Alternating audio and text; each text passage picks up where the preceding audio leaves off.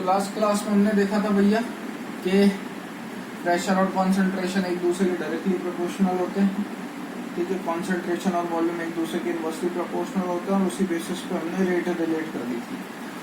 तो अपन क्या कर रहे थे, अपन ने सीधे सीधे मुंह उठा के बोल दिया प्रेशर डबल होने पे रेट ऑफ रिएक्शन डबल हो रही है, तो भैया कॉन्सेंट्रेशन डबल होने पे बता दो रेट ऑफ रिएक्शन क्या होगी। एक्चुअल में कॉन्सेंट्रेशन और रेट एक दूसरे से इस तरीके से लिंक्ड नहीं है। सीधे सीधे अगर आपको फंडा बोलूं तो ये जो अपन ने मुंह उठा के बोल दिया ना कि कॉन्सेंट्रेशन डबल करने से रेट ऑफ रिएक्शन डबल हो जाएगी, ऐसा कुछ नहीं होता, ठीक है। एक्चुअल में जो आपकी रेट और कॉन्सेंट्रेशन में रिलेशन होता है, एक्चुअल में जो आपकी रेट और कॉन्सेंट्रेशन में रिलेशन होता है वो बहुत ही ज्यादा कॉम्प्लिकेटेड होता है।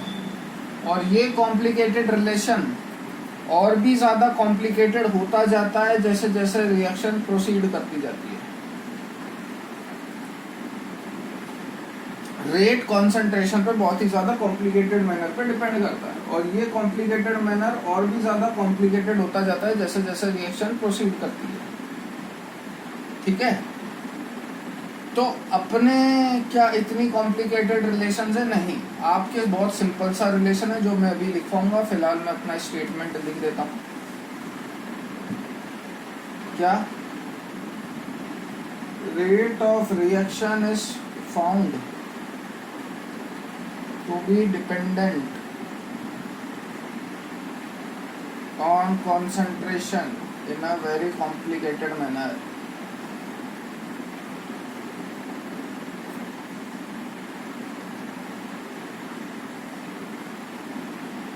And this dependency also changes with the progress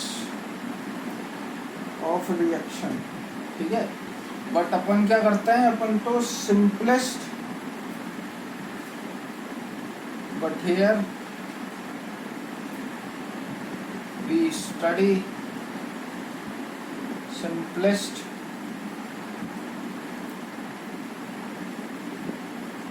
kind of dependence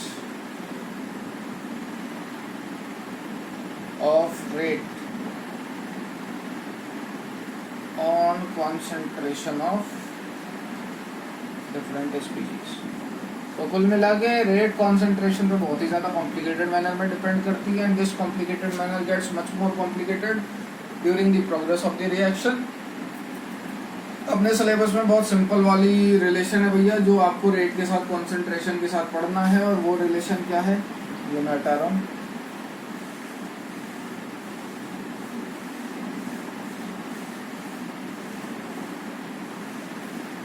That rate is directly proportional to concentration raised to the power order। Proportionality sign हटाओगे तो एक constant जनरेट होगा, that is K, concentration raised to the power order, ठीक है। K क्या है, rate constant, R क्या है, rate, कॉन्सेंट्रेशन ऑर्डर, ठीक है। यूनिट की बात करें के की, तो यूनिट ऑफ के कैसे निकालोगे,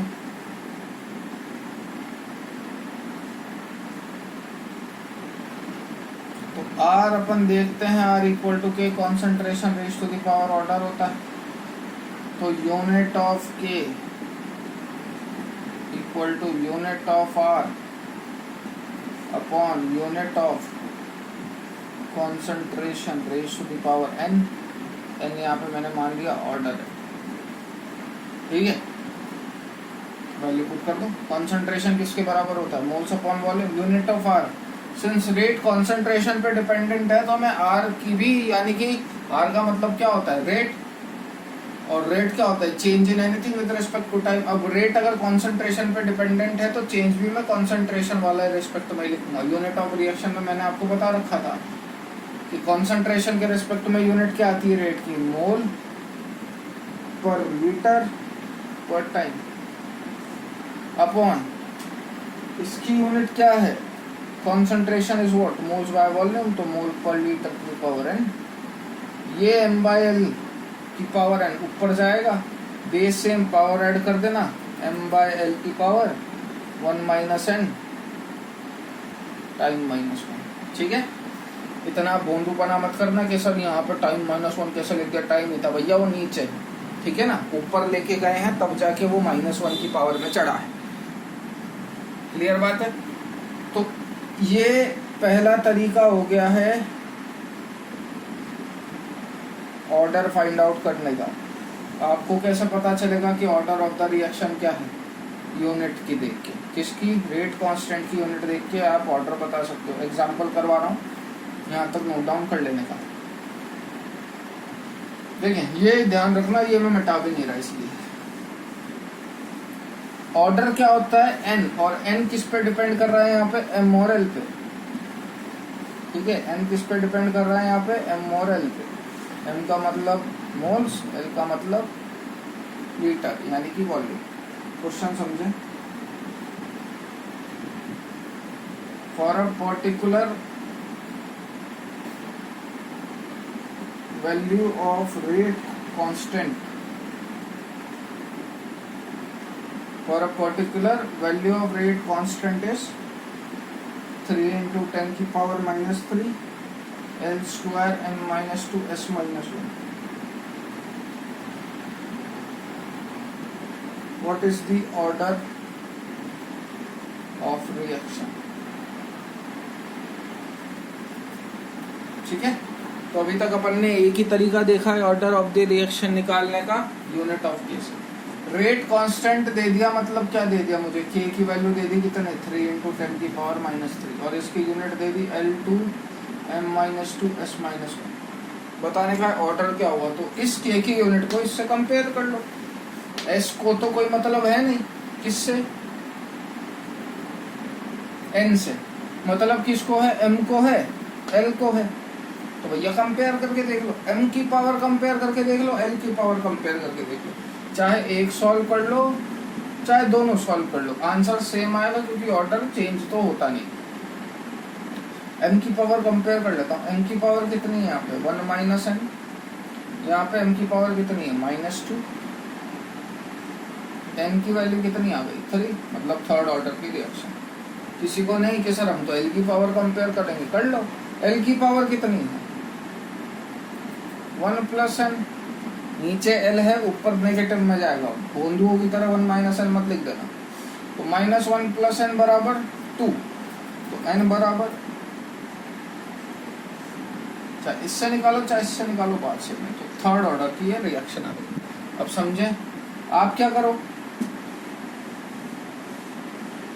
अब हो सकता है आपको यूनिट से ऑर्डर निकालने को मिल जाए, हो सकता है आपको यूनिट देख के भी ऑर्डर का आइडिया आसानी से हो जाता है। यूनिट देख के ऑर्डर का आइडिया कैसे?